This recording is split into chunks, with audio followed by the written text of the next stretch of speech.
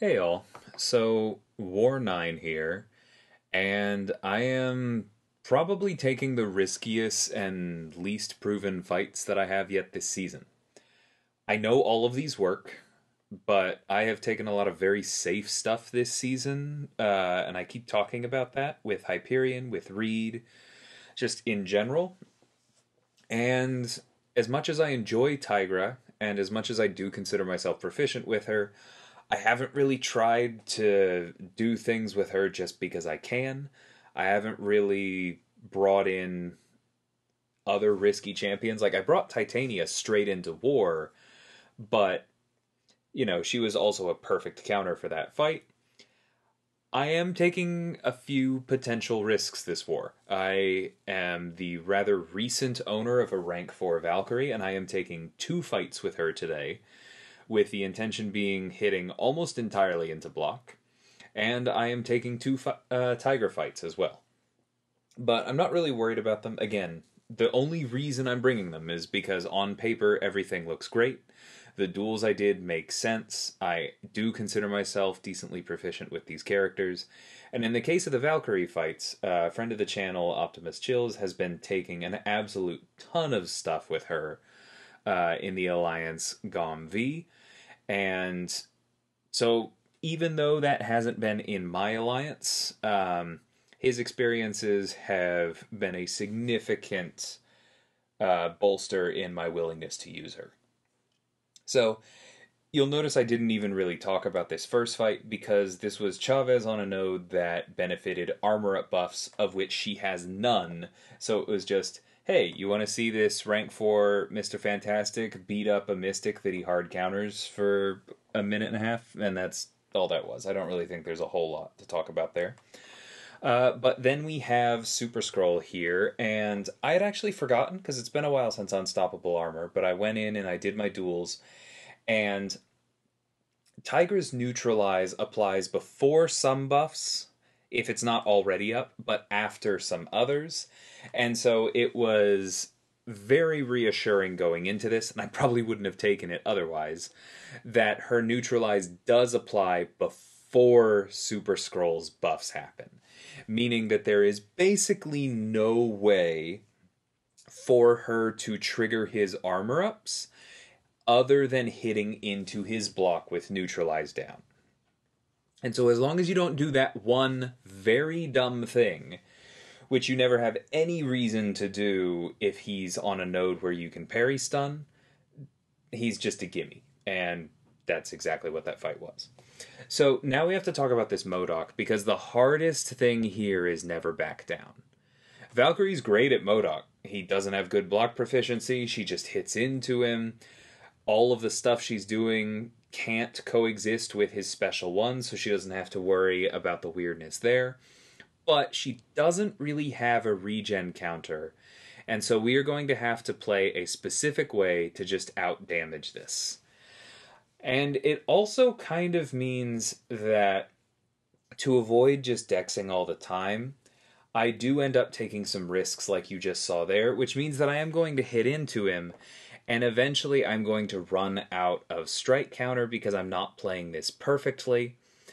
To be perfectly honest, I should probably be parrying and using lights to just make this that much easier in here. That wasn't really something I had fully clocked going into this. I was hoping he might be a little more passive because, come on, it's MODOK. But yeah, you are going to see in a second here, I do hit him again, and unfortunately that means that he's going to start grabbing those block penetration passives, which is why I did go ahead, reverse my combo, and throw the special one there, because now I have a bulwark in addition to my pierces, and now when I hit into his block, I can go back below, I get another bulwark, and what I should have done was reverse that first combo, but because I didn't do that, I go to the next multiple of 10. I thought I ended with a medium. I guess I just didn't even want to mess with that. Yeah, and I'm going all the way down until my combo just reverts naturally at 3. So that's definitely an option. We now have 3 Pierce, 3 Bulwark, and one of the passives. It's about to revert on its own. We're continuing to gain power. And we are well ahead on time. Like, that special 2 did a ton, and as soon as we started doing instant bleeds through his block, we were doing fine. But I do just want to call out that the main danger with this fight, the reason why we haven't gotten as many special 2s as we normally would from all these hits, is that Valkyrie relies on ability power while she is hitting into the opponent's block, and MODOK reduces ability power rate with his flux. Now, I probably should have just finished that combo into block, or maybe I did, I don't know. Either way, because we let those passives build, we took a lot of block penetration coming back. That's fine, that's what potions are for.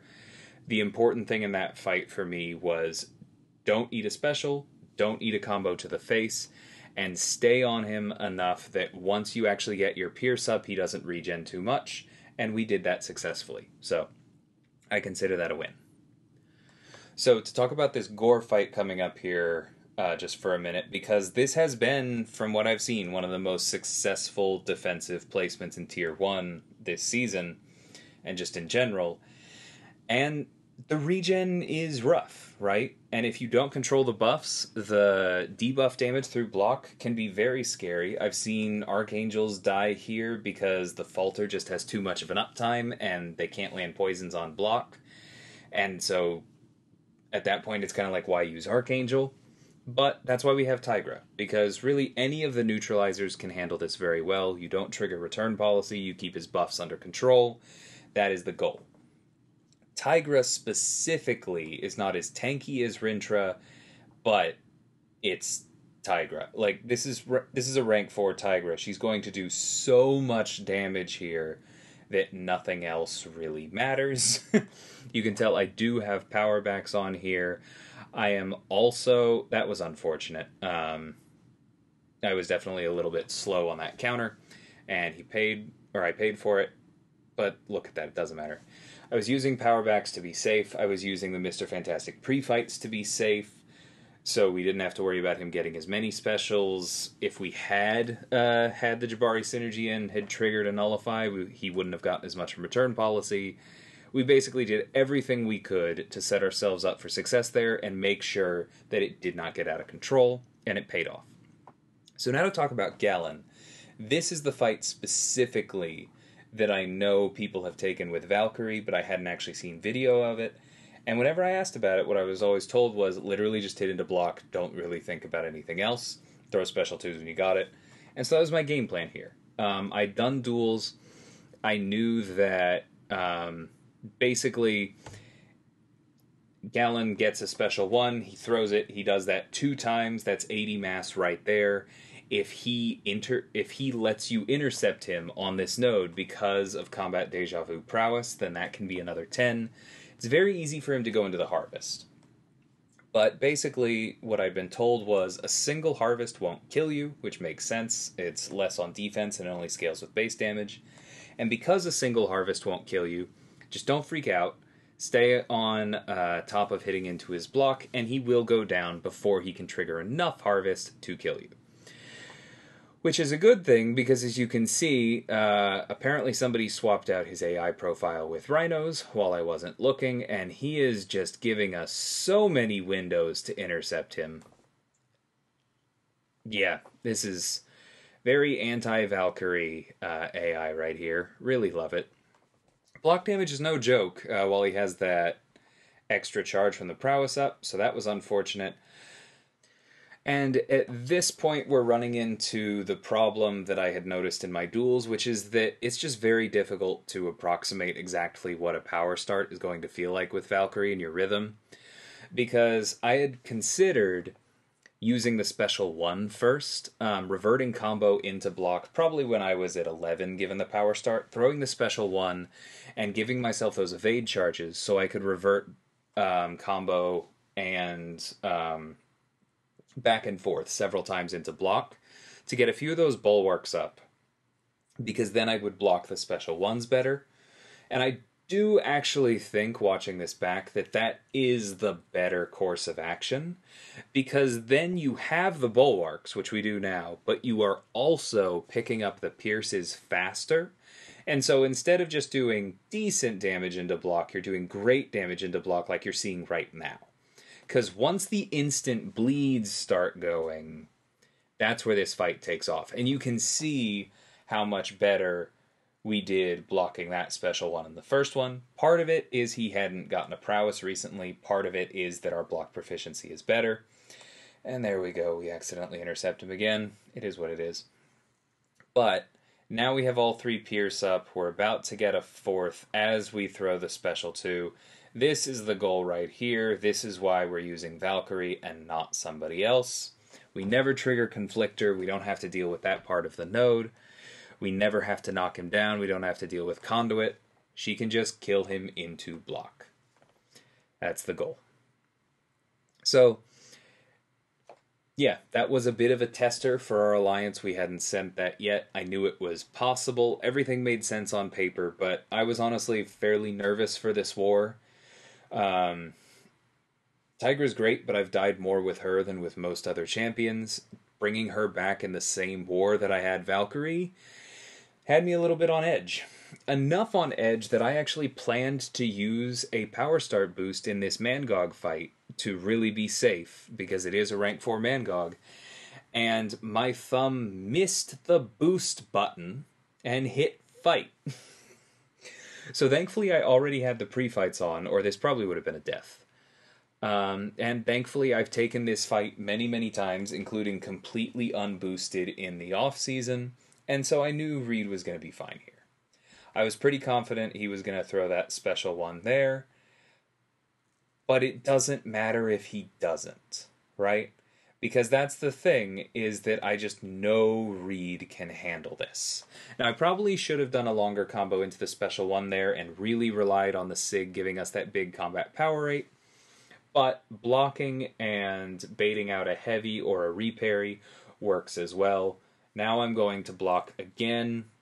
I'm trying to avoid him throwing a special while he's still at 10 rage, and we do manage to pull that off. And now I'm just expecting this special 2, but I know that I'll survive either the special 2 or the special 3. Really doesn't matter, so I'm just going right back into ramp mode.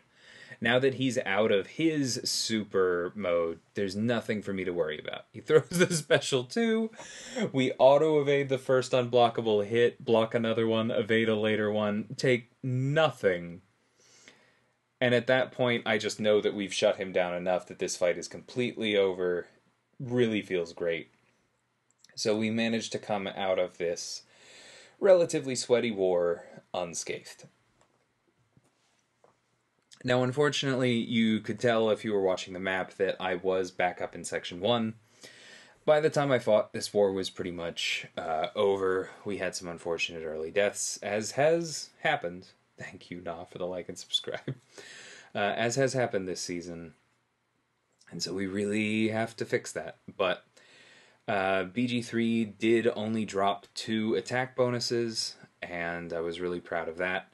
It was a difficult map, full credit to DSVG, and they made some weird bans, so I'm really happy with how it came together. Anyway, hope y'all enjoyed this one. Valkyrie is awesome. It was great to dust off Tigra. And until next time, thanks so much for watching, and take care.